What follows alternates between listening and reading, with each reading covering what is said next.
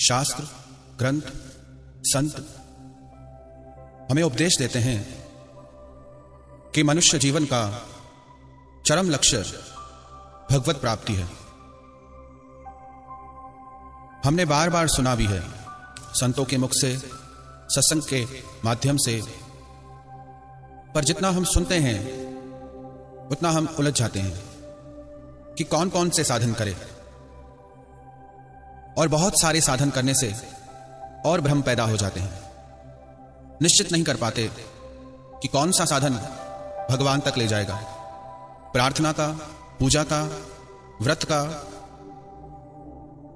साधक की समझ में चाहे और कुछ आए न आए, भगवान को अपना मानकर यदि वो भगवान नाम जप शुरू कर दे तो उसकी गति भगवान में ही होगी।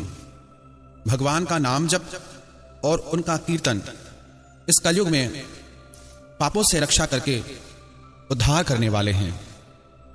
हम नाम जप में आगे बढ़ रहे हैं, उसका पता कैसे चले? यदि हमारा नाम जप छूटे नहीं, हर दिन बढ़ता जाए, तो इससे पता चलता है कि हम भगवान की तरफ और आगे बढ़ रहे हैं। यदि नाम जप करने में मन न भी लगे, रस न भी लगे, तो भी नाम जप करते रहें, क्योंकि नाम के जप से ही नाम जप में रुचि बढ़ती है, रस बढ़ता है। और यह ऐसा साधन है कि ज्ञानी, अज्ञानी, विद्वान, मूर्ख, भक्त, अभक्त हर कोई इस साधन को कर सकता है। और सरल से सरल साधन है, बस अपनी वाणी के द्वारा भगवान के नाम का उच्चारण करना है। भगवान के नाम में और भगवान में कोई भेद नहीं है। भगवान का नाम, भगवान का धाम, भगवान की लीला, भगवान का रूप, इनमें कोई भेद नहीं है। जैसे भगवान सबको पवित्र करने वाले हैं, वैसे ही उनका नाम सबको पवित्र करता है। एक व्यक्ति था जिससे ब्रह्म हत्या का दोष बन गया। पुराने समय में जब किसी से ब्रह्म हत्या का दोष बनता था तो उसे द्वार द्वार पे जाकर यह कहना पड़ता था कि मैं ब्रह्म हत्यारा हूं, मुझे भिक्षा दो, क्योंकि ऐसे व्यक्ति को कोई भोजन भी नहीं देता था, भिक्षा भी नहीं देता था। वो व्यक्ति घूमता घूमता बनारस के शहर में पहुंचा, काशी नगरी में पहुंचा, तो वहां पे गोस्वामी तुलसीदास जी महाराज ने उसकी आवाज सुनी। वो कह रहा था कि राम राम, मैं ब्रह्म हत्यारा हूं, मुझे भिक्षा दो। सबने सुना, पर किसी ने उसे भिक्षा नहीं दी। गोस्वामी तुलसीदास जी महाराज ने जब यह सुना तो वो उसे अपने घर ले आए, उसे भोजन दिया, उसे विश्राम कराया। काशी के पंडितों को जब यह बात पता चली तो सब उनका विरोध करने लगे कि यह ब्रह्म हत्यारा है और आपने इसे भोजन क्यों कराया? गोस्वामी तुलसीदास महाराज बोले कि नाम जप में बहुत शक्ति है, और इसने इतनी बार राम का नाम लिया है तो कोई भी बड़े से बड़ा पाप इसके जीवन में ठहर ही नहीं सकता। वेदों में, उपनिषदों में, पुराणों में, हर शास्त्र में नाम की बहुत महिमा बताई गई है। स्कंद पुराण में आता है, हास्यात भयात तथा क्रोधात द्वैषात कामात धापिवा स्नेहात सकृदचार्य विष्णुर्नामाक हरा हरिच। हंसी से, डर से, क्रोध से, द्वेष से, किसी कामना से, स्नेह से एक बार भी भगवान के नाम का उच्चारण सभी पापों का नाश करने वाला होता है। श्रीमद् भागवत महापुराण में कहा गया, सांकेत्यम परिहास्यम व स्तोभम हेरनमेव वा वैकुंठ नाम ग्रहणम शेषाधरम विदुः।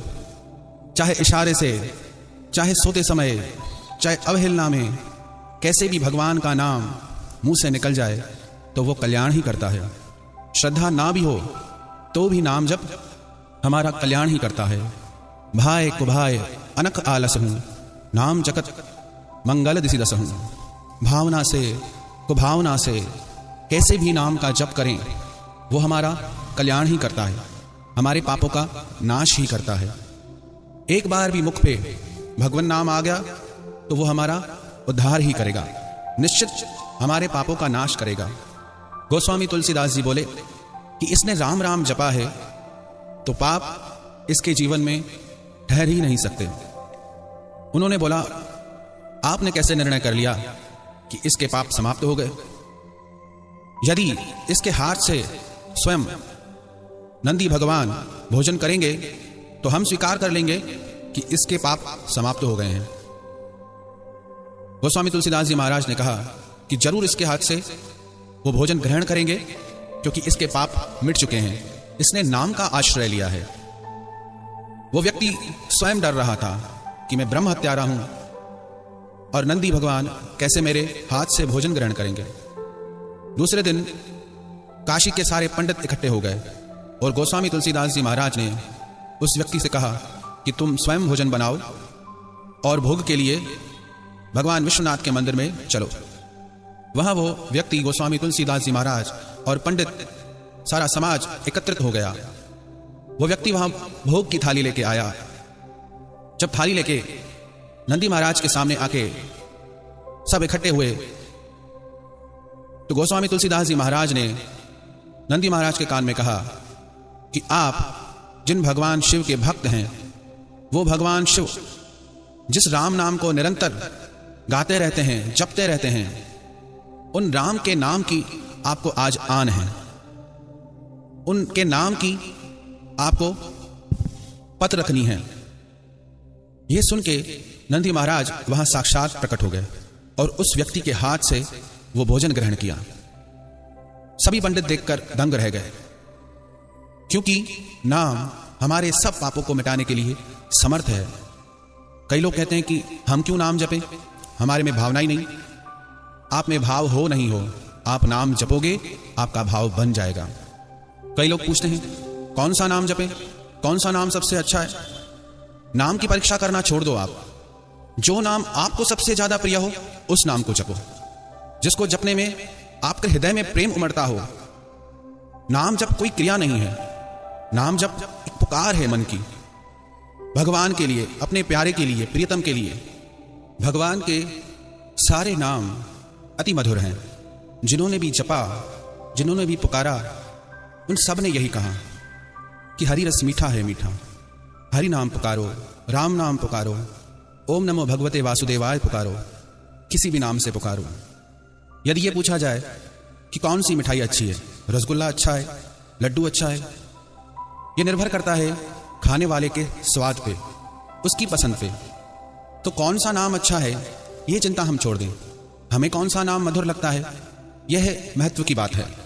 भगवान ने श्रीमद् भगवत गीता में ज्ञान योग की बहुत महिमा बताई, परंतु जप योग को अपना ही स्वरूप बताया, अपनी विभूति बताया।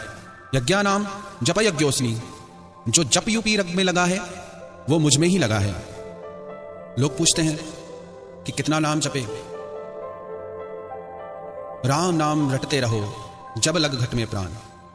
हर एक श्वास में भगवान नाम जपते ही रहो, कभी तो दीन दयाल के भनक पड़ेगी कान। न जाने कौन सी पुकार उनके कान तक पहुंच जाए। लेकिन यदि हम चाहते हैं कि निरंतर हमसे नाम जपो तो पहले एक नियम, एक साधन शुरू करें। 1 घंटा 2 घंटा जितना हमारी सामर्थ्य हो उतना भगवान नाम जपना नियमित शुरू कर दें। एक व्यक्ति ने श्री डोंगरे जी महाराज से पूछा कि आप नाम जप की इतनी महिमा करते हैं, पर अभी कलयुग का समय है, मन भटकता रहता है, दौड़ता रहता है, कलयुग ने ऐसा घेर के रखा है, हम कैसे साधन करें। तो डोंगरे जी महाराज बोले, जो व्यक्ति नियमित 3 घंटे भगवान नाम जप करता है तो कलयुग उसे स्पर्श भी नहीं करेगा। यदि हम 2 घंटे 3 घंटे भगवान नाम जप नियमित करते हैं तो उसका प्रभाव बाकी के 22 घंटे 21 घंटे हमारे पे उसका प्रभाव रहता ही है। और जैसे जैसे साधन बढ़ाएंगे, जैसे जैसे जप बढ़ाएंगे, वैसे वैसे भगवान में, भगवान के नाम में और प्रेम बढ़ेगा। जितना हम नाम जप करते जाएंगे उतना हृदय की मेल धुलती जाएगी, हृदय पवित्र होगा और पवित्र हृदय में भगवान आके वास करते हैं। कई लोग प्रश्न करते हैं कि क्या नाम जपने से भगवान मिल जाएंगे? भगवान मिलते हैं लगन से, तड़प से। अगर नाम जप के साथ हमारी हृदय की पुकार, हमारे हृदय की तड़प जुड़ जाए तो हमें भगवत प्राप्ति निश्चित होगी। कई लोग प्रश्न करते हैं कि कितना जप करें, कितनी संख्या में जप करें कि हमें भगवान का दर्शन हो। कलि संतान उपनिषद में आया कि 3.5 करोड़ जप करने से भगवान के दर्शन होते हैं, परंतु यह नियम नहीं है। 3.5 करोड़ से भी अधिक जप करने वाले व्यक्ति ऐसे मिलते हैं जिन्हें भगवान के दर्शन नहीं हुए। क्यों? क्योंकि क्रिया उन्होंने की लेकिन भाव और लगन की कमी रह गई। यदि पूरे प्राणों से, पूरी तड़प से, पूरी व्याकुलता से भगवान का नाम पुकारें तो वो एक पुकार को भी सुन लेंगे, एक नाम पे भी दौड़े चले आएंगे। श्रीमद् भागवत में ग्राह और गज का प्रसंग आता है। गज ने आधा नाम पुकारा और भगवान प्रकट हो गए। और इस कलयुग में तो भगवत प्राप्ति का इससे सरल साधन भी नहीं है। यह कलिकाल न साधन दूजा, जोग यज्ञ जप तप व्रत पूजा, राम ही सुमिरिय गाय राम ही, संतत सुमिरी राम गुण गावही। न जप का इतना फल है, न तप का, न यज्ञ का, क्योंकि उन साधनों में हमसे दोष बन जाते हैं। पर राम नाम आप जैसे भी जपो, भगवान नाम जिस भाव से भी जपो, वो कल्याण ही करता है। कई लोग प्रश्न करते हैं कि नाम जप की विधि क्या है। एक नाम जप वाणी के द्वारा होता है। हम कीर्तन करें भगवान का, उसे वेखरी जप कहते हैं। और एक नाम जप हम जिह्वा में करते हैं, धीरे धीरे, जितना हम स्वयं सुन सके, उसे उपांशु जप कहते हैं। वेखरी जप से उपांशु जप का 100 गुना अधिक फल है। और एक जप होता है मानसी जप, जिसमें हमारी वाणी, हमारी जिह्वा मौन रहते हैं और हमारा मन उस नाम से जुड़ा रहता है। मानसी जप का फल सबसे अधिक है। श्वास जप की कई विधियां हैं। जिह्वा से जपें, होठ हिलाते जपें, चाहे मानसी जप करें, कैसे भी हम जप करेंगे वो हमें भगवान से जोड़ने के साधन है। कई व्यक्ति नियम से जप करते भी हैं, परंतु उनमें वैसा परिवर्तन नहीं आता, वो प्रभाव नहीं दिखता। क्यों? क्योंकि उन्होंने नाम जप की क्रिया की, भाव को छोड़ के, भाव और लगन से हट के। जब भाव जुड़ जाएगा भगवान के प्रति तो उस नाम का प्रभाव हमारे रोम रोम पे पड़ेगा। भगवान ने अर्जुन को मन को वश करने के लिए 2 साधन बताए, अभ्यास और वैराग्य। हम अभ्यास तो करते हैं, परंतु संसार के भोगों के प्रति हमें वैराग्य नहीं है, आसक्ति बनी हुई है। भगवान का जप करके भी संसार के भोगों की प्राप्ति चाहते हैं। पर यदि सिर्फ भगवत प्राप्ति उद्देश्य बन जाए तो हर एक नाम हमें भगवान से जोड़ने के लिए समर्थ है। यदि बिना भाव से भी जप किया गया, वो भी हमारा निश्चित ही भला करेगा।